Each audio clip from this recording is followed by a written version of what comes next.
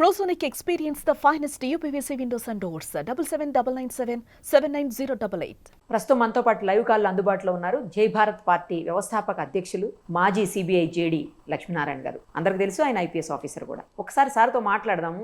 జైళ్లలో ఖైదీలకు ఎలాంటి సౌకర్యాలు ఇచ్చే అవకాశం ఉంటుంది? కోర్టు ఏమన్నా స్పెషల్ పర్మిషన్ తోటి కొన్ని సౌకర్యాలు ఎక్స్ట్రాగా ఇవ్వచ్చా, లేదు ప్రీమియంగా ఏమన్నా చూస్తారా? జైల్లో ఖైదీలందరూ సమానమేనా, లేకపోతే వేరే రకంగా ఏమన్నా చూస్తారా? అసలు ఎలా ఉంటుంది? ఈ విషయాలన్నీ ఎందుకు అడగాల్సి వస్తుందంటే, ఇప్పుడు సార్ను మనకు తెలుసు ఎంపీ మిథున్ రెడ్డిని అరెస్ట్ చేశారు, ఆయన జైల్లో ఉన్నారు. కొన్ని ప్రత్యేక సౌకర్యాలను ఆయన పొందుతున్నారని తెలుస్తోంది. సో వీటి మీద ఒకసారి క్లారిటీగా సార్తో మాట్లాడి తెలుసుకుందాం. సార్ నమస్తే అండి. నమస్తే నిరుపమ గారు. సార్, ఐపీఎస్ ఆఫీసర్గా మీకు ఇవన్నీ కూడా ఫింగర్ టిప్స్ మీద ఉంటాయి. సో ఒక ఖైదీని అరెస్ట్ చేసినప్పుడు ఎలాంటి ఫెసిలిటీస్ ఆ జైల్లో కల్పిస్తారు? అక్కడ జైల్లో ఉన్నప్పుడు, రిమాండ్ ఖైదీగా ఉన్నప్పుడు ఒకటి. ఇంకొకటి ఏంటంటే, ఇందులో ఉన్న స్పెషల్గా వేరే వేరే రకంగా, ఒకరికొక రకంగా ఇంకొకరికి ఒక రకంగా అలా ఏమన్నా ఉంటుందా? ప్రీమియంగా ఏమన్నా చూస్తారా? ఎందుకంటే ఇప్పుడు మిథున్ రెడ్డి గారి విషయంలో చాలా రకాలైనటువంటి ఫెసిలిటీస్ని, 3 పూటల ఫుడ్ ఇంటి దగ్గర నుంచి తెచ్చుకోవడానికి, తర్వాత pen, paper, table, western commode, రకరకాల మెడిసిన్స్ వేసుకోవడానికి, ఇలా చాలా రకాలైనటువంటి ఫెసిలిటీస్ని వాళ్ళు అడిగున్నారు. అవన్నీ కూడా, ఈవెన్ టీవీ కూడా అడిగారని చెప్తున్నారు. సో ఇవన్నీ కూడా కోర్టు కల్పిస్తోంది అని అంటున్నారు. సో అసలు ఎలా ఉంటాయి సార్ ఇలాంటి కేసెస్లో? క్లియర్గా చెప్పరా? ఏది మాట్లాడుకున్నా ముందుగా మనం భారతదేశ రాజ్యాంగం నుంచి రావాలి. భారతదేశ రాజ్యాంగం అన్నది భారతదేశంలో ఉన్న ప్రతి పౌరునికి కొన్ని ప్రాథమిక హక్కులు కల్పిస్తుంది. ఓకే. అందులో ఆర్టికల్ 21 అంటే రైట్ టు లైఫ్, అంటే జీవించే హక్కు. జీవించే హక్కు కూడా లివింగ్ విత్ డిగ్నిటీ అన్నది కూడా ఒక ఫండమెంటల్ రైట్ ఇందులోనే వస్తుంది. అంటే ఇప్పుడు ప్రస్తుతం మనం తీసుకుంటే ఎంపీ మిథున్ రెడ్డి గారు, ఆయన 3 సార్లు ఎంపీగా ఉన్నారు.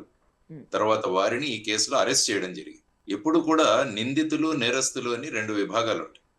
నిందితులు అంటే ఎఫ్ఐఆర్ ద్వారా కొంతమంది మీద నిందలు మోపబడతాయి, వారిని అరెస్ట్ చేస్తే వారిని నిందితులు అంటాం. సపోజ్ కేసు అంతా పూర్తయి కోర్టులో అంతా ట్రయల్ జరిగి ఆ తర్వాత శిక్ష పడితే వారికి వాళ్ళని నేరస్తులు అంటాం.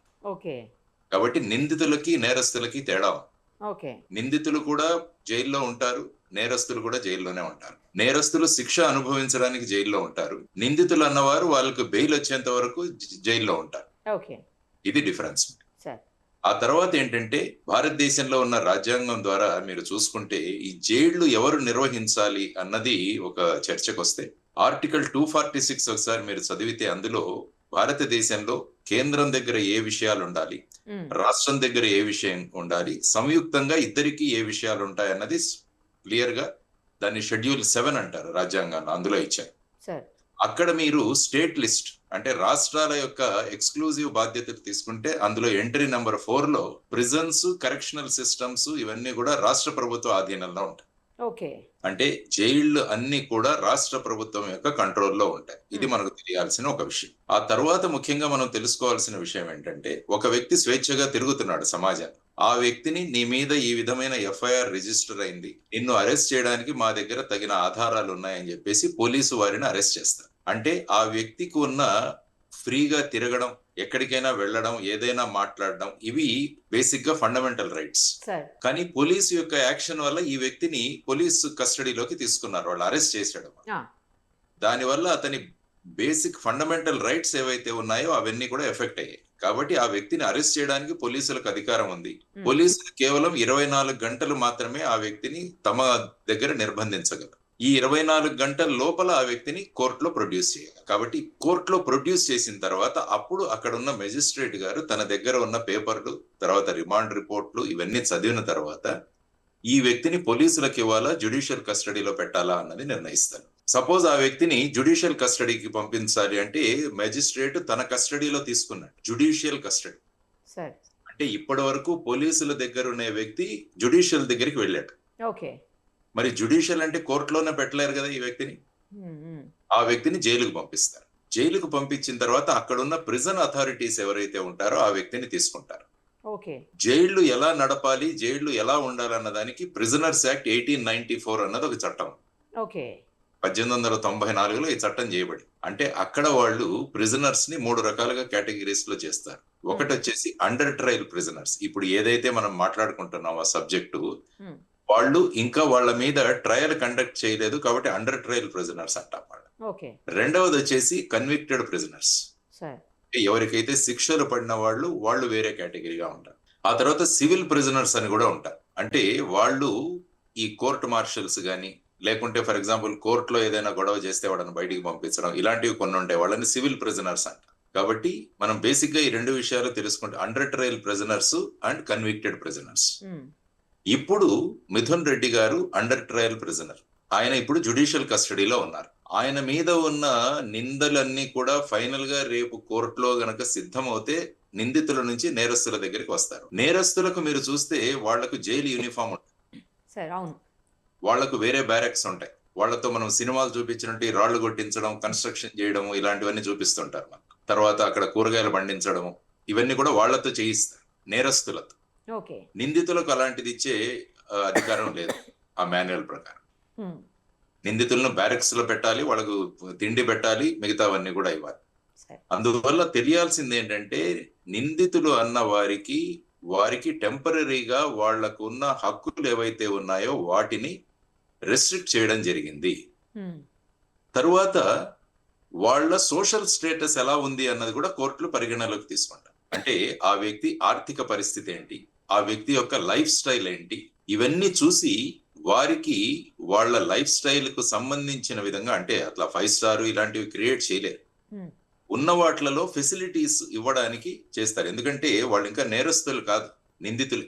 అందువల్ల మీరన్నట్టు వారికి ఇంటి నుంచి భోజనం, తర్వాత అక్కడ సపరేట్ గా వేరే అకామిడేషన్, ఆ తర్వాత వారికి న్యూస్ పేపర్లు, తర్వాత వాళ్లకు సపరేట్ గా కాటు, ఒక టేబుల్, కుర్చీ, ఇవన్నీ కూడా మీరు మాన్యువల్ ఒకసారి చూస్తే, మన ప్రిజన్ మాన్యువల్ అని ఉంటది, 2016లో చేసిన ఒక మాన్యువల్ ఉంది. సో ఆ మాన్యువల్ లో ఇవన్నీ కూడా ఉంటాయి, ఎవరిని ఎలా ట్రీట్ చేయాలి అన్నది.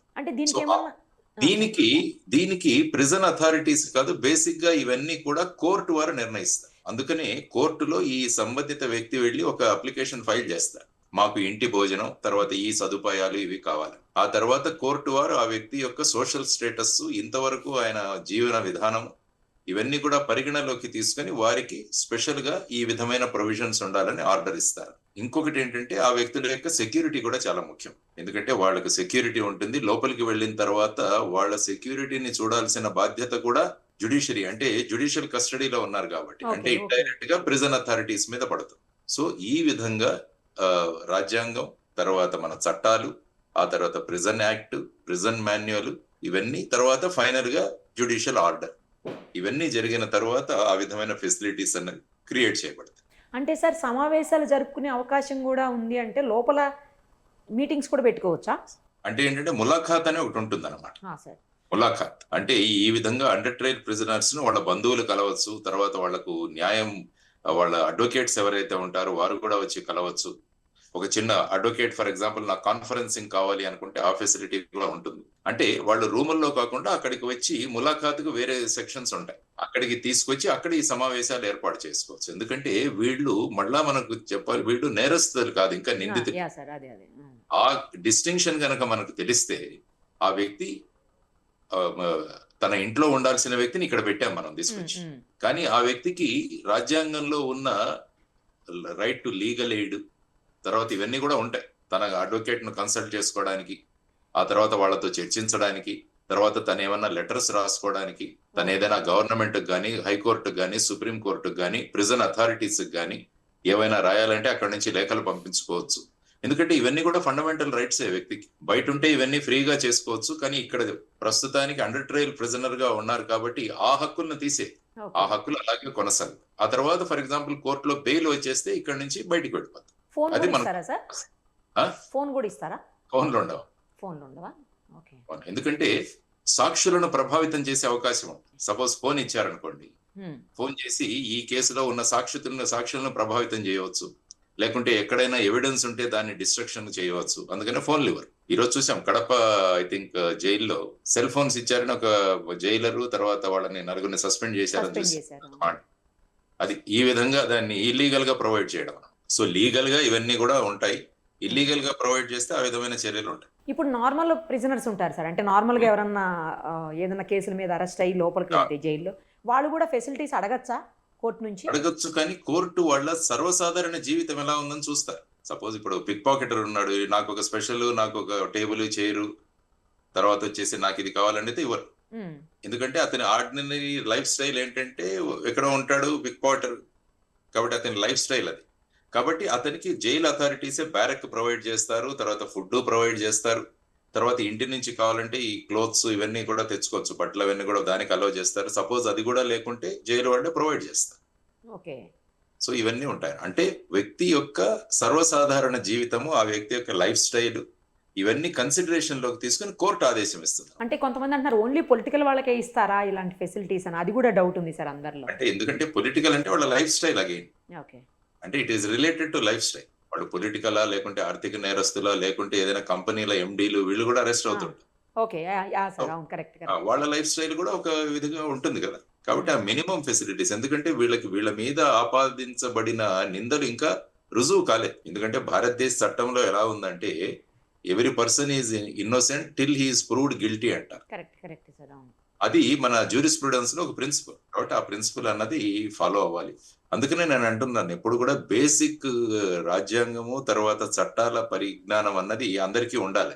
కరెక్ట్ సార్, లేకుంటే ఏముందంటే రకరకాలు చెప్తారు, ఈ పార్టీ కాబట్టి అది ఇచ్చారు, ఆ పార్టీ కాబట్టి అది ఇచ్చారు, కేంద్రం అపోజిషన్ లో ఉన్నారు కాబట్టి ఇచ్చారు, ఇవన్నీ కూడా ఉంటాయి. అందుకనే మన పాఠ్యాంశంలో 6వ తరగతి నుంచి PhD వరకు కూడా ప్రతి 100% పెట్టాలి సార్. మీరు రాజ్యాంగం అన్నది, తర్వాత చట్టాలు అన్నవి కూడా ఒక పాఠ్యాంశంగా చెప్పాలి. ఎవరైనా ఇంజనీర్లు కావచ్చు, డాక్టర్లు కావచ్చు, ఎవరైనా కనీసం ప్రాథమిక సూత్రాల వరకు, ప్రాథమిక సూత్రాలు తెలియాలి. కరెక్ట్ చెప్పారు. చూద్దాం sir. Thank you sir, thank you so much. నమస్తే. సుమన్ టీవీలో మీ పర్సనల్ అండ్ బిజినెస్ ప్రమోషన్స్ కోసం కింది నెంబర్కి కాంటాక్ట్ చేయండి.